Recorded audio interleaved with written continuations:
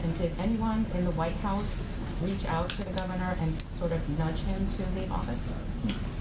Well, first, let me say the president made clear his views last week, and those stand. Our view is that this is a story about these courageous women who came forward, told their stories, shared their stories, and an investigation overseen by the Attorney General that, of course, concluded today in an outcome that the president called for just last week.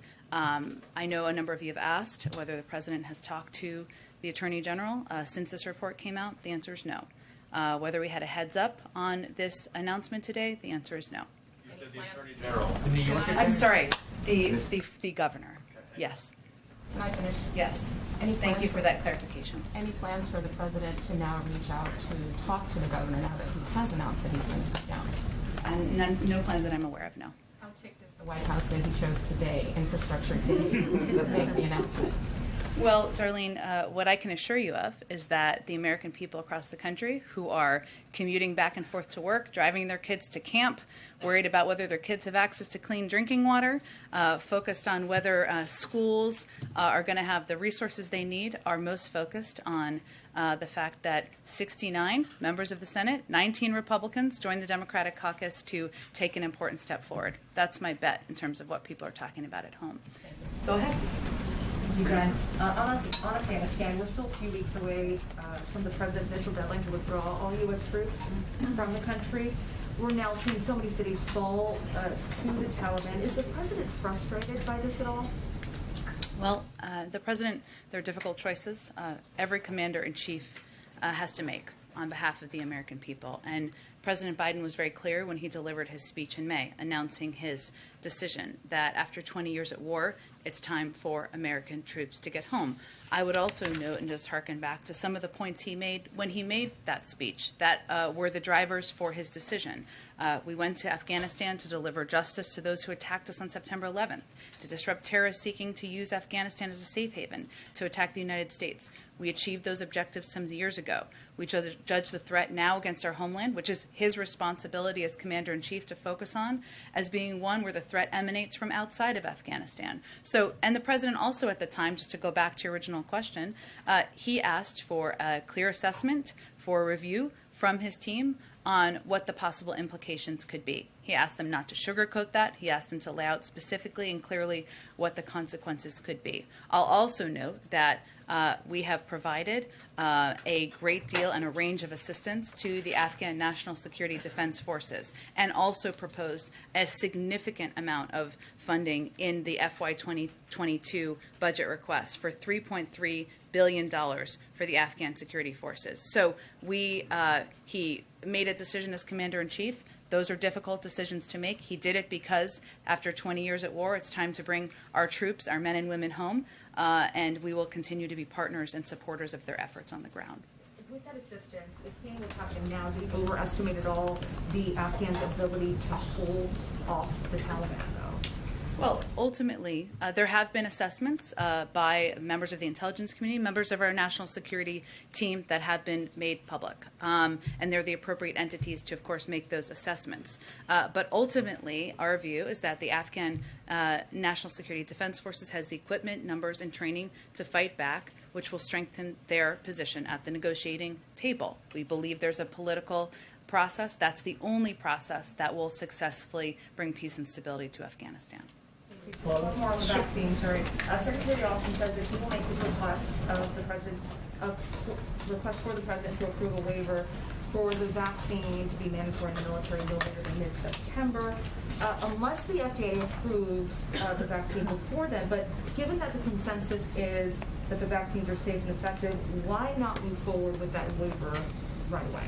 Well, one, the President and Secretary agree, and they have agreed, that making sure our military is safe and prepared is of utmost importance. And given the size and scale and geographic dispersal of the Department of Defense's workforce, it was determined that DoD would need some time to develop an implementation plan. That's exactly what we're talking about with the September 15th timeline, to make sure it's most feasible for fully vaccinating their personnel. There are a range of steps that are components of an implementation plan. Obviously, if the Delta variant becomes worse and we need to move things forward, we have that option. If the if FDA, which we don't control their timeline, as you all well know, is not approve a vaccine by then, that timeline stands. But this was a timeline put in place so we would have the necessary resources and available time to make this happen with the diverse military personnel around the world. Go ahead. I know the President isn't weighing in on legislative sequencing at this point in time, but there's a letter sent by a group of House Democratic moderates, basically calling on Speaker Pelosi to take up the infrastructure bill now, saying he doesn't have time for a delay. What is the President's message to those moderates regarding sequencing, but who are right now feel like this needs to move immediately?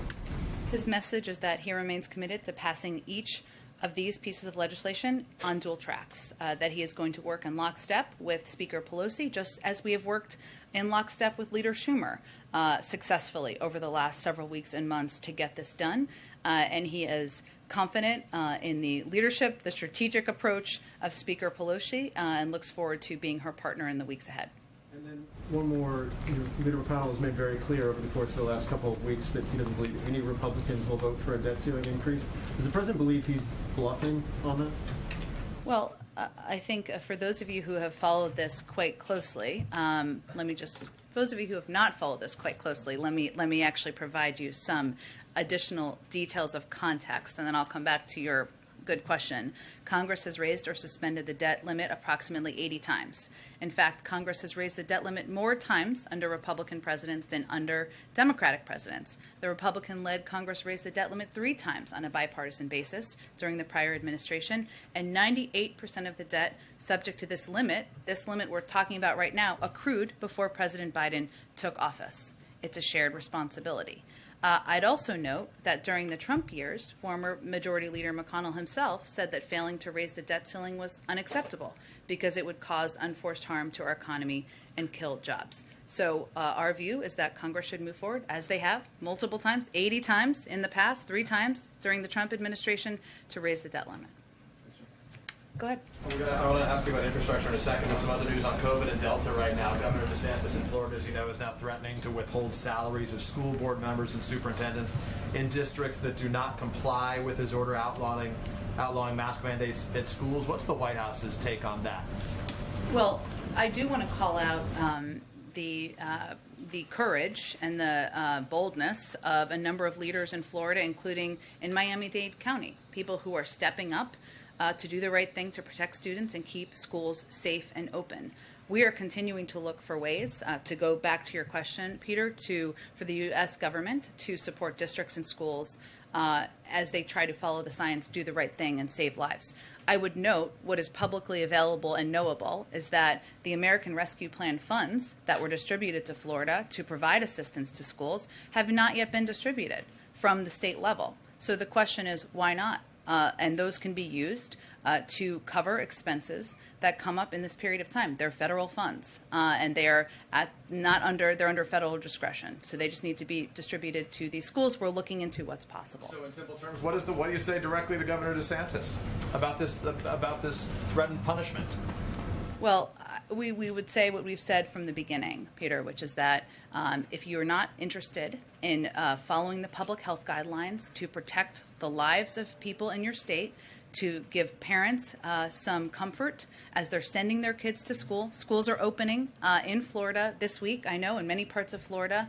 Then get out of the way and let public officials, let local officials do their job to keep students safe. This is serious, and we're talking about people's lives. And we know, based on public health guidelines, that even though kids under a certain age are not yet eligible, masks can have a huge impact. A couple follow-ups on the Cuomo news that just happened. We saw the president arrive only moments before the announcement. Did the president watch the announcement, or who informed him?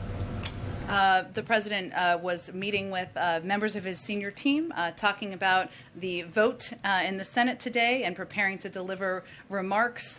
So I don't have any information on who made him specifically aware. Has he spoken to the soon-to-be Governor Kathy Hochul yet? Not yet.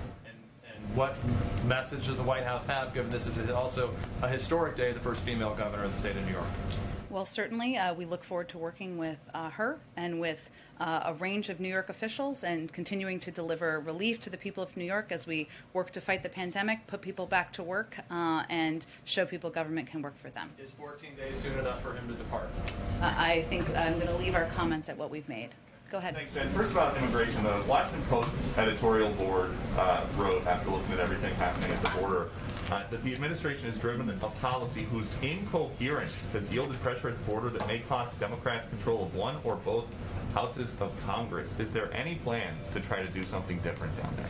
Well, let me give you an overview, a short overview, I promise, of some of the steps that we're taking, some of them that have been newly implemented over the last week or two, and I know there's been a lot of news going on. So there are a number, one is steps we are continuing to take under Title 42, lateral flights, which is a newer step that we have started to take, which is moving migrants from one part of the border to another where there might be more processing capability or facility capacity to expel migrants under Title 42. There are some higher traffic areas. That is one step we just started taking recently. We've also started initiating, as of last week, as of last Friday, expulsion flights into Mexico. The Department of Homeland Security started transporting certain families expelled under Title 42 by plane to the interior of Mexico. This is in order to attempt to cut down on recidivism and further spread of the Delta variant. Finally, the last piece that we've started implementing more recently is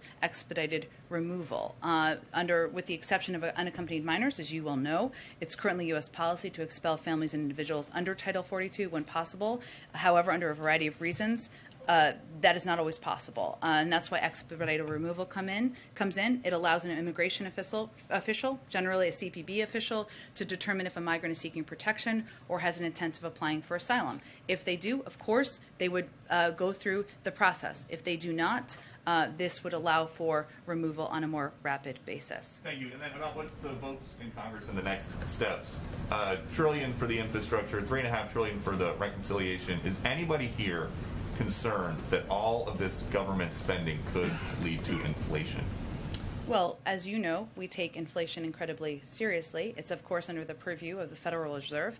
I would note that when we're talking about the budget reconciliation process, there are pay-fors put forward, including asking corporations and the highest, wealthiest individuals to pay a bit more, something broad swath, the vast majority of the American public supports. It's also in our interest to help pay for these vital investments. But I would note we take it seriously. We watch it closely. The Federal Reserve, who has the purview, has predicted or put out a forecast that we expect it to go up a bit this year. We've long anticipated that, but to come back down to normal levels next year. And those are the projections we follow. Last one, you talk about these vital investments in the infrastructure package.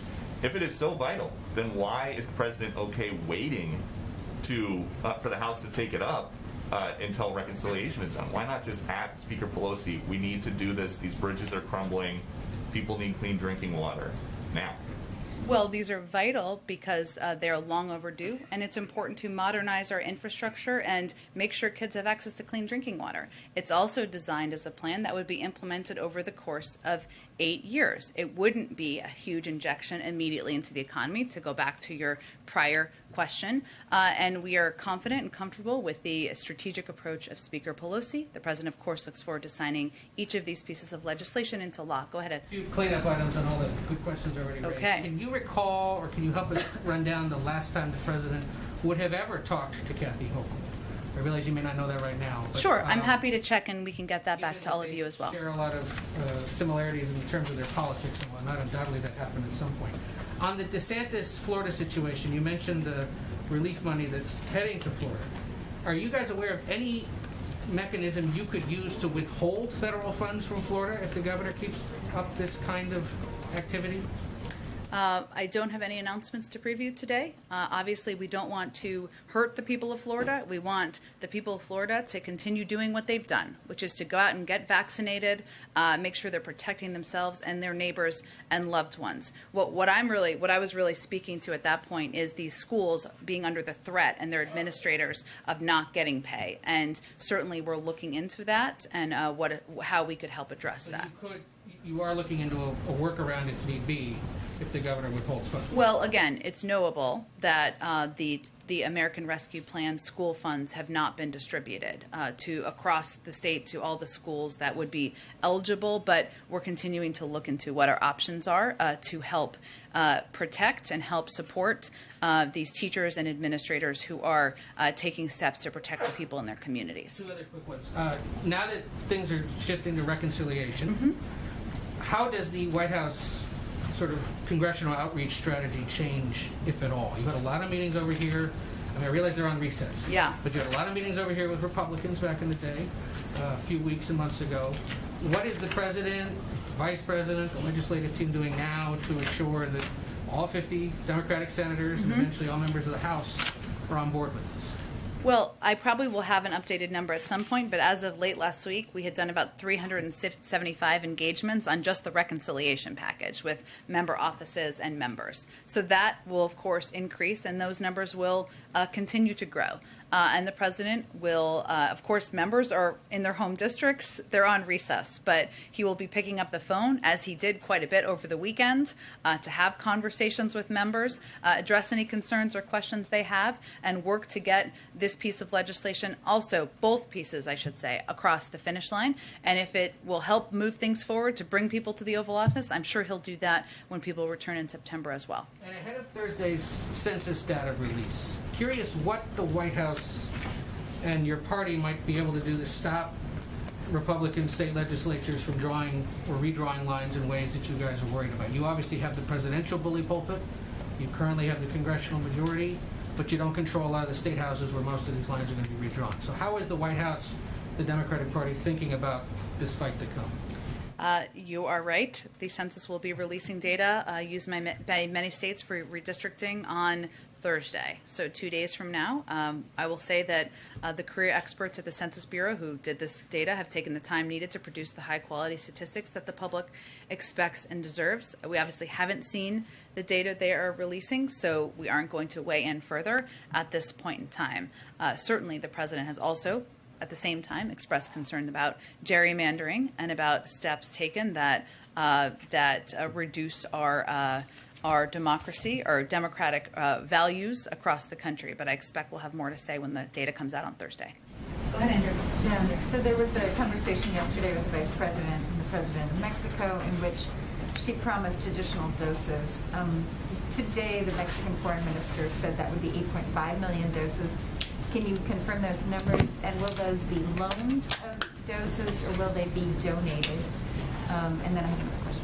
Sure. I have, of course, seen that reporting. We don't have anything that's been finalized quite yet. We do intend to provide more doses, donate more doses to Mexico, I believe. I'll double check that for you. But we don't have anything confirmed at this point in time in terms of the numbers or the timeline on that decision. And then tomorrow we'll see the inflation data. I know we've just talked a little bit about inflation. Are you concerned at all about what we're seeing? So it's been a sustained increase in used car prices has been one of the big drivers, right? Is there any work being done within the administration to sort of look at what's happening in those markets and how that pricing is continuing? What are the factors that are behind the bump in inflation? Well, one, of course, we look very closely at the factors that impact a range of industries. And we've talked in the past as these numbers have come out, which the data that will come out tomorrow, about how a percentage of the impact is from the used car industry. And there are a range of factors at play there, including, as you know, supply chain issues and challenges that are related, but we're also have been addressing through a separate channel, through our supply chain efforts, our work with a range of companies, and our work with our global partners. I'd also note that we've seen impacts because of the Delta variant on parts of the world and markets where there are some materials coming from, and that's one of the reasons it's so important to provide vaccines to the global community to help address that and get the workforce back working again. So we look at every component that might impact prices, that might impact the car industry, but prices that impact the American people, most importantly. And certainly the used car industry continues to be one of the big driving factors. We'll see what the data says tomorrow. interested in meeting with the automotive industry and with the dealers about the kind of financing schemes that they've got going as well. Financing has been stretched over longer periods so that people are paying more over a longer period of time for both new and used vehicles. I mean, is there some kind of intervention that's needed to ensure that dealers are not making, sort of excessive profits, if you will, on these current supply chain problems? Sure. I know that our supply chain team is in touch with auto industry executives, with dealers, as is our economic team, and they have been having discussions. I can see if there's more of an update to provide to you as well. Go ahead. Thank you. I have two areas of questioning. One is, can you give us a sense of whether the president is disappointed by the Afghan military performance, just given the amount of time and money that taxpayer funds went to training the forces? Well, I don't think we have the luxury of just feeling disappointed. Our view and the president's view is that now is the time for them to utilize the training, the assistance, the security guidance that they have been provided over the last 2 decades, and they will continue to be provided, and unite as Afghan leaders, both the military and leaders who are leading the country, to push back against the Taliban. That's our view.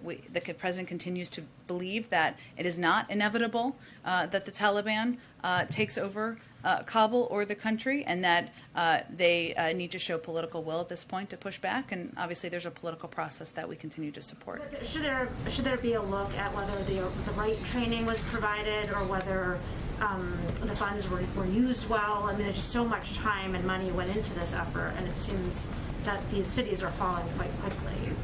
Well, would there be a reassessment that maybe next time there would be a different type of training? I certainly would point you to DOD for any assessment along those lines, but I think there's no question that over the course of 2 decades, the amount, to your point, of training, of assistance, of security equipment that has been provided is extensive, and we are continuing to propose additional assistance in the form of $1 billion to ensure the Afghan Air Force and Special Mission Wing have the capabilities and maintenance to support ongoing combat operations, $1 billion to purchase and deliver key supplies for Afghan forces, $700 million to fund continued payment of salaries for Afghan soldiers.